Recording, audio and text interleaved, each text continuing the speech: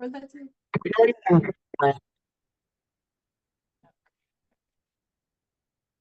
All right, so why don't we share my screen?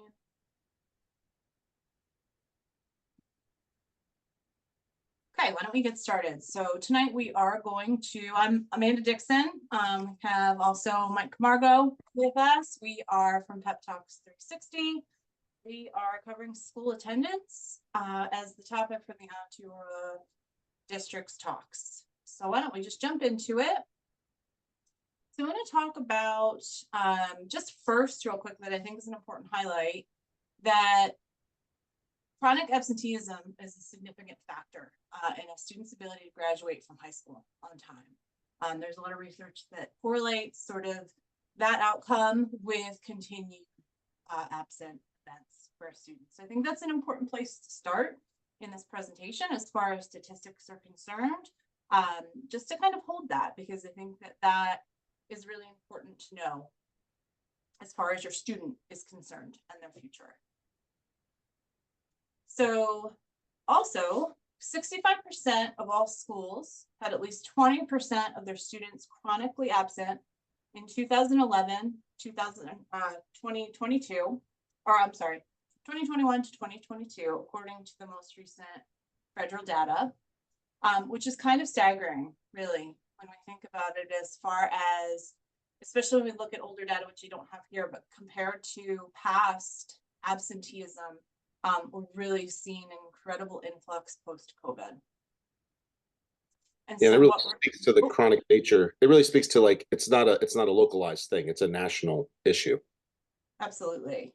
Yeah, even when we dig further into the research, like, whereas we used to see that there really were marked differences between different populations too, like SES, different financial status, different things, that there really was a big difference between groups.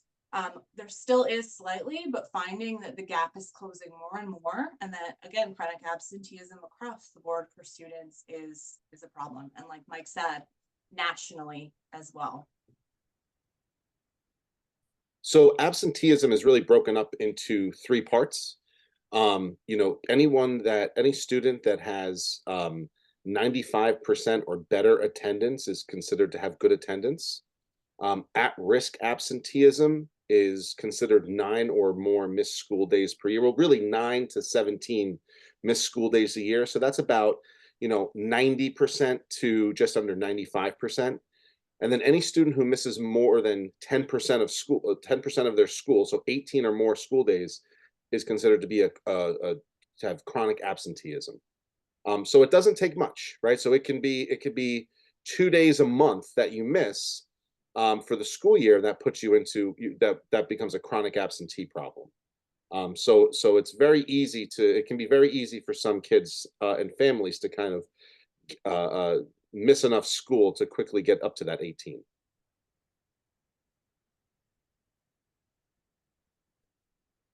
So some of the, in addition to our work here, we do I work in a school. Amanda works with a lot of schools and students. And when we look at absences, there's typically students that are chronically absent or at risk of being chronically absent. It can be a sign that they might be losing interest in school, struggling with schoolwork, struggling with social relationships. There might be, even medical reasons. And in New York State, the state does not differentiate between excused and unexcused absences.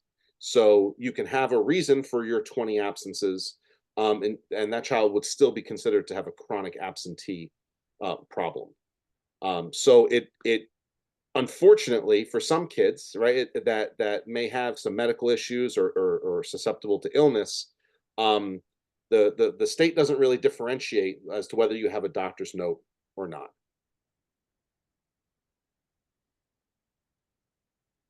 So to go off that also, right, just kind of, I think it's important before we dive into what can you do to help, really thinking about also what gets in the way of attending every day. Right? Like Mike was saying, okay, yeah, if there's like a health issue, but also we think about what's the school environment like? Have there been mental and physical health challenges? different family responsibilities, right? So if that teen kid in high school is responsible for getting their younger siblings on the bus in the morning, that may impact their ability to get to school on time, to attend school overall.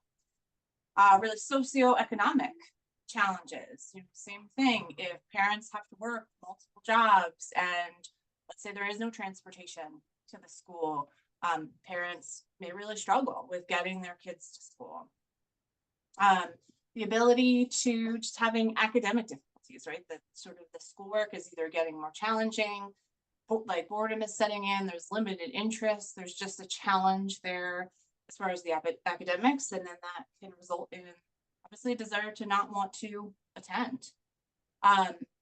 So really also misconceptions about the impact of being absent, right? So that I think sometimes families and or kids or teens not recognizing that like Mike was mentioning, if you miss only a couple days of school per year, that can snowball very quickly, number one, and then can result in, real academic challenges, a big difficulty trying to get back on track. And so, trying to understand as a family, okay, yeah, like you're missing one day here, one day there, one day here. It really adds up to be pretty impactful. Food insecurity can impact, the ability to attend school, right? If any of those kinds of insecurities that are going to impact the needs of the family being met.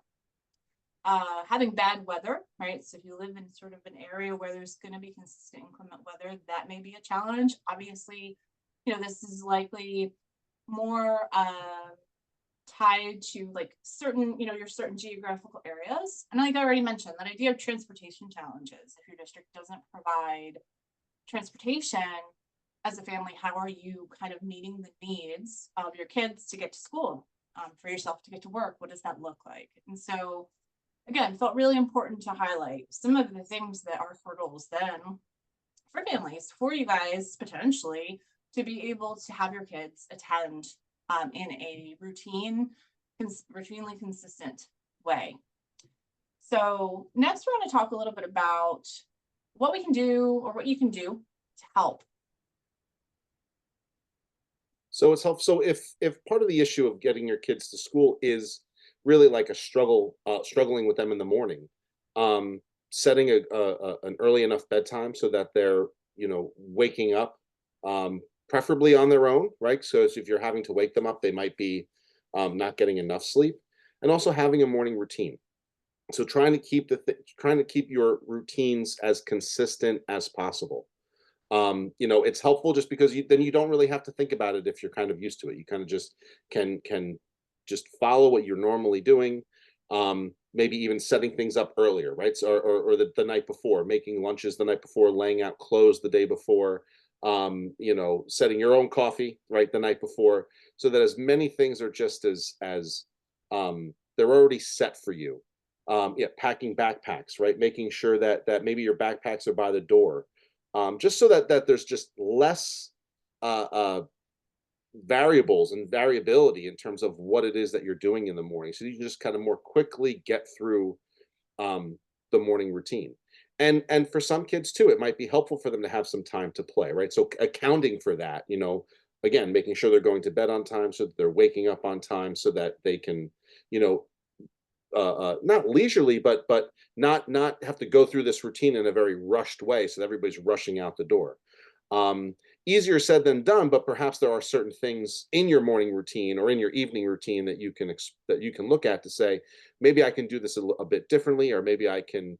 What can I do the night before so that I don't have to worry about it in the morning? Yeah, I mean, just speaking to that, right? Even just in my own experience, obviously, of being a parent, this is incredibly helpful, right? Being able to have some consistency there so that we all know what to expect. Because, obviously for us parents, morning bedtime and morning routine can be one of the most challenging and chaotic and stressful experiences. So yeah, the more that we're able to kind of control for and plan for, the better, right? The likelihood of success kind of sets us up for that potentially, as opposed to kind of being frantic and not knowing what direction everybody is going in and what we're supposed to be doing. So thinking about, again, what can you do?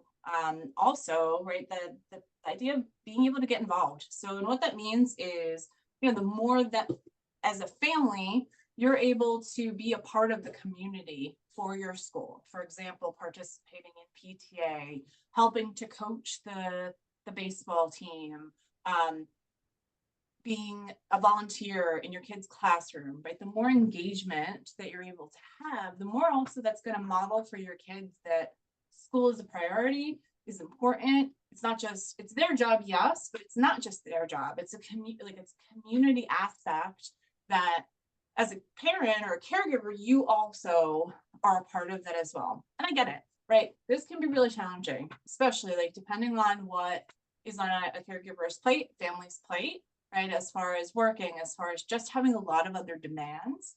But in my mind, I think this is where a little is going to go a long way, right? It doesn't have to be a consistent commitment. It's just occasionally, if you can make occasional things to demonstrate that there's a level of involvement, and that's going to serve another purpose as far as not only demonstrating that for your kids, but also helping you to get to know who they're going to school with, right? Who are the staff? Who is involved in my kid's life on a daily basis?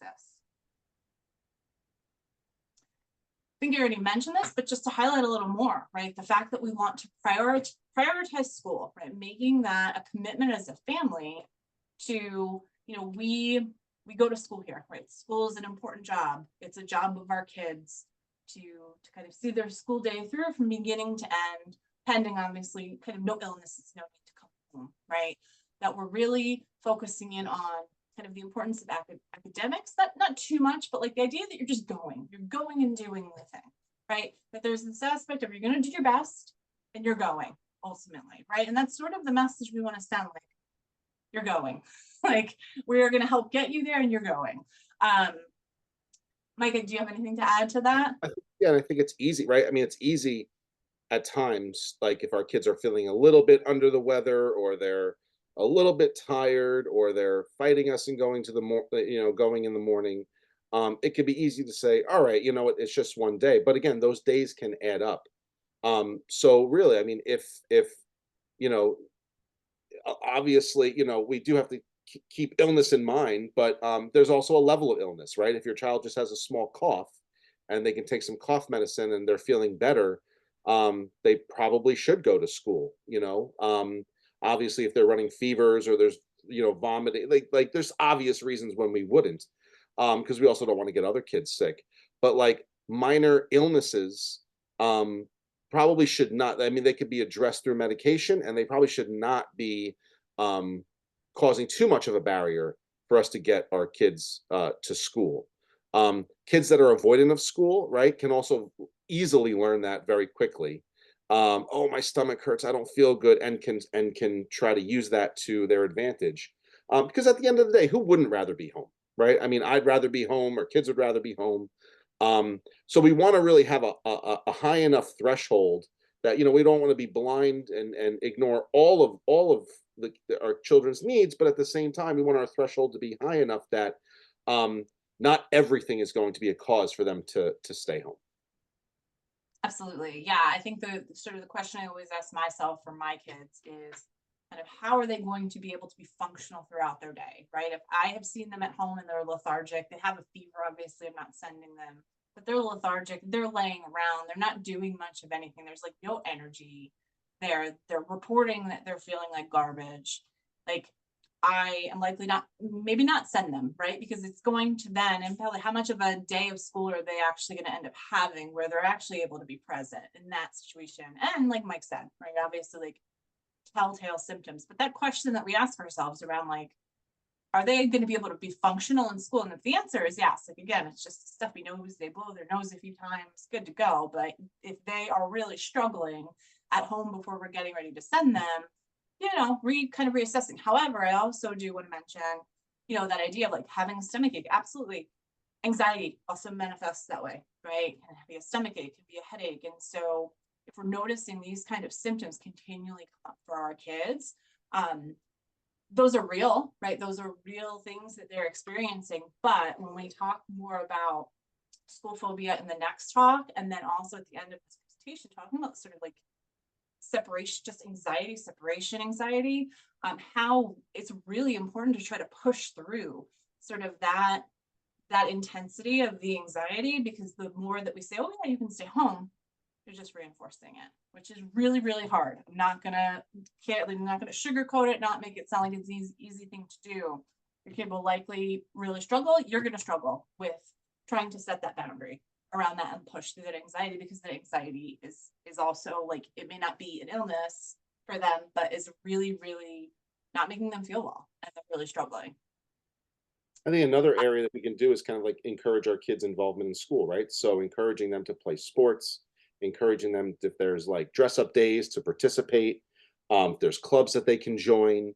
Some schools offer, I don't know if Onteora does, but like early morning activities. Like I know at the school I work in, there's early morning, there's open gym for the junior and senior high school. There's um, clinics, like for like month-long clinics in the morning that'll teach different sports.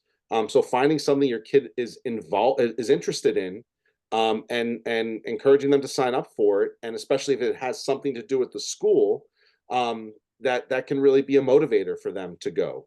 Many sports programs do have a requirement or school sports programs do have a requirement of maintaining certain grade point averages and maintaining certain attendance policies. So that's just kind of again another way of motivating kids to go to school, even if school is not their main motivation. Perhaps the extracurriculars are motivating enough to kind of get them there. Like we already talked about, right? Don't let your kids stay home unless they're truly sick. So like we've already mentioned, kind of gauging, they have a fever, how functional are they going to be? Do we think this is anxiety based on what we know about our kid, and how anxiety sometimes maybe shows up for them? Like we know that a stomach ache often happens when they have to do something that they're kind of overwhelmed by or don't enjoy. And so yeah, like really trying to hold true to that we're not going to have a sick day unless you're really sick. Being able to communicate with the school, right? So this goes back to also that part of getting involved, but also, right, if we don't have the ability necessarily to get involved, um, trying to maintain some tabs on kind of how our kids doing academically, how is their attendance, what's going on, trying to establish some semblance of a relationship with their teacher early on in the school year, because that is going to really help then try to work as a team with that teacher to help best support your kid, especially if they are starting to struggle or are starting to miss more school. How can we work together to have everybody know what's going on, as opposed to working kind of against each other or not being aware of what's happening? And if the school personnel know what's going on, there might be resources that are available to them or that they're aware of that they can communicate to you to help you out. So something else to keep in mind as well. Yeah, I know that's a really good point. I think the idea, yeah, like I wanted to mention that as far as like, I think in my experience, more often than not, school districts wanting to help, have a sense of, hey, something's going on at home. Here's how we can help. Here are these services we can offer. That school districts really do have a lot of resources available to them. And so, like, if you're able to kind of communicate with them and share that, like, hopefully being able to get some support in a way that's helpful. So next, moving on to just some questions, right, that we can ask ourselves about our kids if their attendance does start to slip or they are missing school, or it does seem like it's like that there's more of an anxious quality to their desire to want to stay home. One of the questions is like, does your child feel engaged in their classes? Or are they coming home being like, I'm so bored. I hate math. I don't understand it. Every time I try to do it, it just doesn't click. And every time, we have a lesson, it builds on the last one. So I am like 15 lessons behind. Are they able to feel engaged and stay up on the work? And if they're not, right, really kind of coming back to this is where that communication with the school is so important, right? That if we as parents know that soon, that we can reach out to the teacher to say, hey, Johnny is saying like he is feeling really lost after this one math lesson. So much easier in some ways for the teachers to be able to intervene and hopefully, and as parents, for us to hopefully offer a little extra support around that lesson. So because math, I mean, specifically, but other subjects, you scaffold on each other. So it's true. I hear that from a lot of kids where you get lost and you are lost in the sauce if you let it go for too long. And so, really being able to have that communication to help kind of get back into some level of engagement, right? If it's boredom, that's a bit of another situation, but still something that's workable. And as long as there's communication, let's try to work on a plan.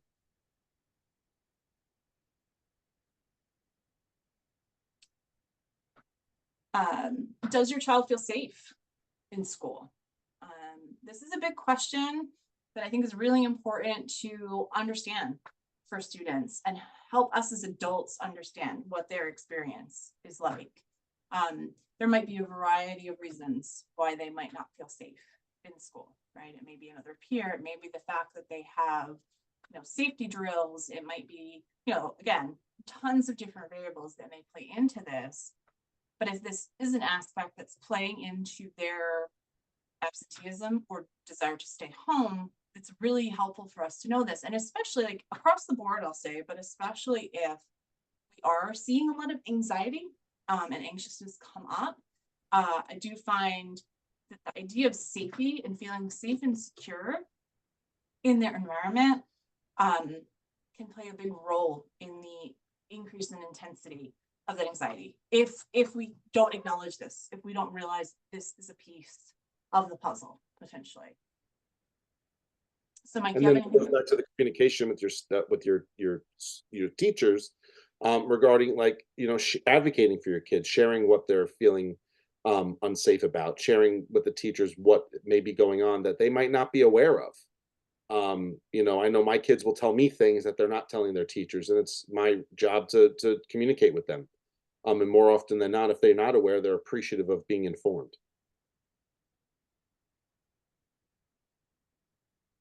And really being able to have a sense of like, do you know who your child's friends are, right? Or your teen's friends are? Do you know who they're hanging out with? We see this especially in middle school and high school, right? That this idea of peers and friends, the peer pressure can lead then to the decision to skip school. And so some more awareness on our part to who our kids are hanging out with, or not even just so that we can be like, oh, to not be friends with that person, obviously, but like to get to know their friends also and establish some semblance potentially of a relationship with the friends as well. So like there's more of a known entity both ways, right? So that hopefully, not going off that as well, we can also provide some support to their friends potentially too.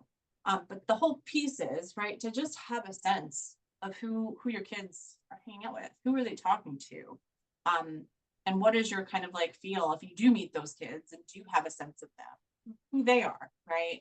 And important to then have those conversations with your kid as well around like again, why school is a priority and like how skipping school really could lead to problematic outcomes for their ability to graduate, for their education as a whole.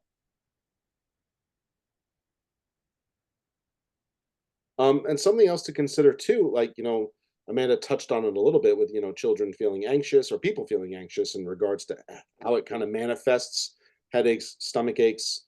But even just this idea, especially early in the school year, of separation anxiety. And separation anxiety is very common, especially with younger kids. And, it's actually a safety mechanism built into each one of us. Little kids, they're vulnerable. And if they're not with their trusted adults, then they feel they're more aware of that vulnerability. It can be very hard to separate from your child when they're screaming and crying and you're having to put them on the bus or having to hand them off to a staff member at the school. But I think it's important, and again, it kind of goes back to communication. Um, it's very normal. More often than not, the emotional reaction that you're seeing is very short lived. I've seen it multiple times firsthand. And keeping open communication with your teachers to check in with them. Hey, I just wanted to check in, see how Johnny was doing this morning. We get it, right? We work with kids all the time. So I think if you're a concerned parent and you're checking in to see how they were, half an hour after you dropped them off while they were screaming and crying, the vast majority, if not all, your teachers are going to be communicating with you to let you know, to kind of put your mind at ease. And more often than not, they want to put your mind at ease, because if you're more at ease when you're dealing with your child who's struggling to separate, that very quickly they're going to be okay, right? And what you should start to see fairly quickly, within a couple days to a few weeks, is your child having much less of a emotional reaction. If that reaction continues to go on, and there are some kids that will struggle with separation longer than others, doesn't mean that there's anything clinically going on, but it's definitely something that you could talk to your pediatrician about if you're concerned about it. Um, but a couple of things to keep in mind: that when you are separating, it's really important and helpful to have a goodbye routine, right? So there's a great book called The Kissing Hand by Audrey Penn, and it talks about, it's about a baby raccoon that was scared to go to school, and so his mother kisses him on the hand and says, "This is your kissing hand, and whenever you miss me, you can think about me." So read the book a bunch of times, practice giving your child a kissing hand, give a hug. It's make the whatever routine is good for you and your child is do whatever is good. But what I would urge you to do is make it fairly quick. Don't let it linger, because what that does, as our kids are anxious and being upset, and we're staying around and we're hugging them more and trying to console them more often than not, they're continuing to be upset because they know what's about to happen, and all we're really doing is just reinforcing that anxiety and that reaction.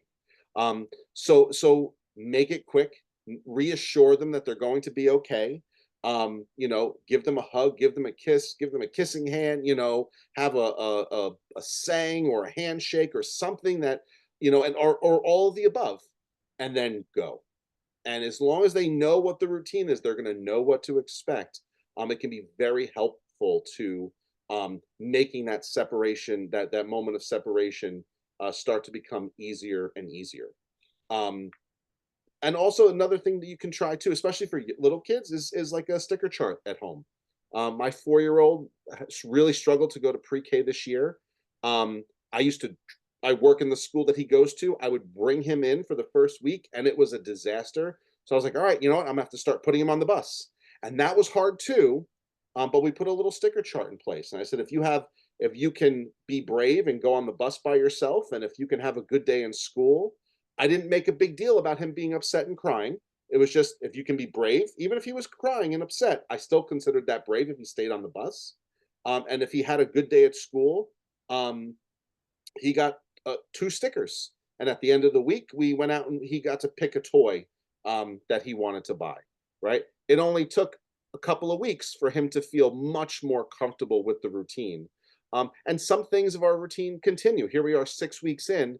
I'm still giving him stickers, but I'm not buying him toys, right? And he's not crying the way, but he does want the sticker when he gets on the bus. He does want the hug. He wants the kissing hand. It's become a fun little game. So now these interventions that I put in place for him that were meant to help him calm are now like a fun thing that we do. And it's part of our quick routine. And he feels, comfortable and confident and is able to go to school. Doesn't mean that we don't still have some separation problems, because he's young. Um, but it's made it much, much more bearable for everybody involved. So just some things. And what I would encourage you to, if you are going to use some sort of reward system, make it short-lived, right? If you feel like your kid can't wait a week, then do a couple of days, but don't just continue to use it, right? So I like sticker charts, especially if a sticker chart is combined with like some sort of reward, because then I can quickly remove the reward, right? So we bought a toy. The next week we bought another toy, and then I said, well, maybe you just want to earn stickers. And he's like, I love the stickers, because he was associating the stickers with the toy. And so now all I have to do is give him a sticker, puts it on his shirt, puts it on his bag, and that's enough of a reward for him. So I don't want to have to continue to buy him things forever. And I know many parents would be concerned about that. I don't think that um, I don't think it becomes a problem unless we don't fade it out fairly quickly. you've been doing such a great job this week. You earned your toy. So next week, I'm going to keep giving you stickers. Maybe you give him 3 stickers when he gets on the bus. So that way you're fading out the reward. But still, simple little things like a sticker can go a long way. And we're going to talk more about separation anxiety next time as well. Great. Yeah, so thanks for listening to the recording of our presentation, and we hope to see you at the next talks that we do.